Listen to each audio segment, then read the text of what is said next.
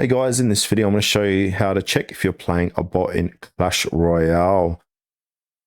Knowing this can help you understand your matches better and improve your gameplay. So the first step here is observe the gameplay. So bots usually play very different from real players. Look for unusual patterns like perfect timing on card placement every single time, no real strategy or reactions to your moves, or always using standard decks that seem generic or predictable. Also, bots have generic or random names, sometimes with strange characters. If the name seems weird or doesn't resemble a typical player name, it could quite possibly be a bot.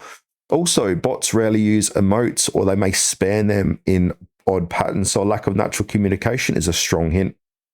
Now, look at the trophy count as well. So bots are usually in the lower trophy range to match beginner players. So if you're in high arenas and see someone with unusually low or strange trophies, they might be a bot. Bots often react instantly and without hesitation. So if your opponent seems almost too perfect or mechanical, it's most likely a bot. So that's it, guys. These tips should help you spot bots in Clash Royale and focus on real human opponents. If you found this guide helpful, make sure to like, subscribe, and hit the notifications bell.